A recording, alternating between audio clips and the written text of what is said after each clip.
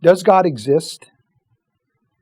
There are philosophers and theologians who would answer yes to that question. And the reason why they would do that is because of the moral argument for God's existence.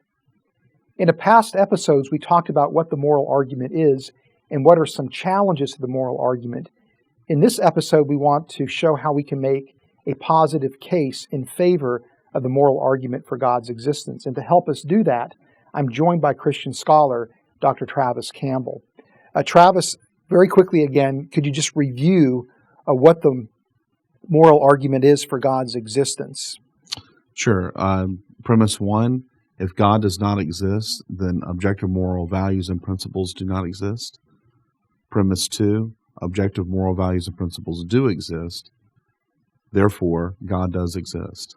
Okay, now in the last episode, we talked about premise two, the idea that there are objective moral values, and we looked at three common challenges to that idea, and you showed why those challenges don't carry much weight.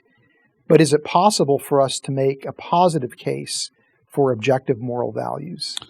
I think that it is possible, and just like the relativist who says there are no objective moral principles gives three arguments for his view in general. I'm painting with a broad brush, of course. I think we can give three very strong reasons to think that there are, in fact, objective moral principles and values.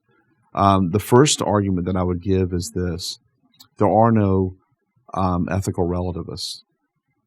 Now, there is a philosophy known as ethical relativism, but to my knowledge, I've never come across somebody who is, in fact, a relativist. I meet relativists who say there are no objective moral principles only to turn around and protest government actions.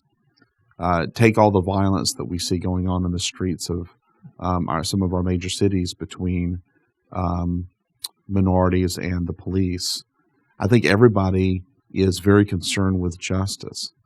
And whether you're trying to say that the actions of the police are just, or you're trying to say that those who are protesting the police are acting justly, you're thinking that justice is on your side. Now, the very fact that you would engage in such a protest, and I think all of us have an opinion about this issue, the very fact that you would engage in such a protest means that deep down you know that there are actions that are fundamentally unjust, and therefore, because they are unjust, they are immoral. If there are no objective moral principles, then it's perfectly okay for a police officer to just walk around neighborhoods shooting people at random. There's really nothing wrong with that. And I think that that thought is what keeps many people from wanting to embrace relativism, at least with their actions, even if not with their theory. So the very fact that there are no the very fact that there are no ethical relativists is a strong indication that relativism is false. Now, a good philosopher who is also a relativist would say that I'm confusing subjectivism with what is often called socio-cultural relativism or conventionalism.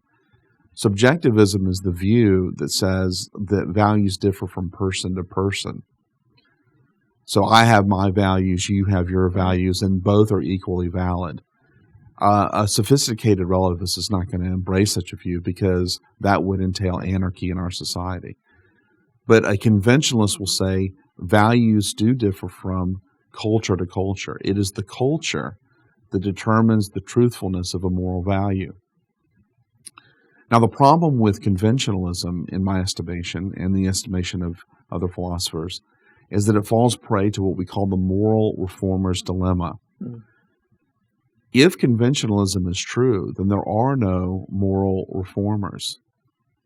But I think it's pretty clear that there are moral reformers, and therefore conventionalism cannot be true. Well, some of the heroes that we all look up to are people who are moral reformers or had been moral reformers. Yes, I think all of us can come up with people who we think are heroes because they literally argued that the culture was wrong.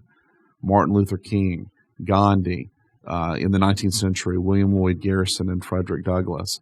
In the ancient world, Socrates, or Buddha, or Confucius, or Jesus himself are all considered moral reformers insofar as they said the culture teaches these values, but these values are wrong, and therefore culture must change.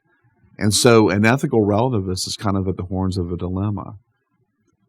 If he thinks that our culture changing from a society that allowed for slavery to a society that does not allow slavery was a good thing, well, then the ethical relativist has to say that there is an objective moral value, and that the moral reformers who reformed us were, in fact, good. But if he says there are no objective moral values, and that values are determined by culture, then those moral reformers who protested slavery in the 19th century were by definition immoral for doing so because they cut against the grain of their culture. And so I think that this puts really a heavy load on the relativist. He can't really affirm that anything any moral reformer has ever done is good. And I think that that is one of the main reasons to reject relativism. A final argument in favor of objectivism is I think that there are some self-evidently true, objectively moral truths.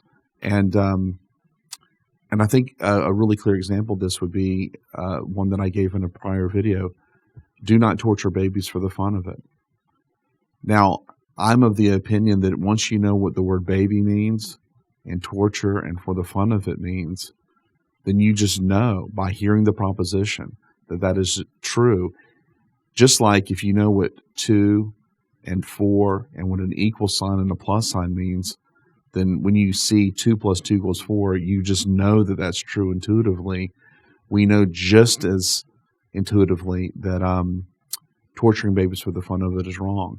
There's no more reason to deny, as William Lane Craig says, the objectivity of our moral intuitions than to deny the deliverances of the senses.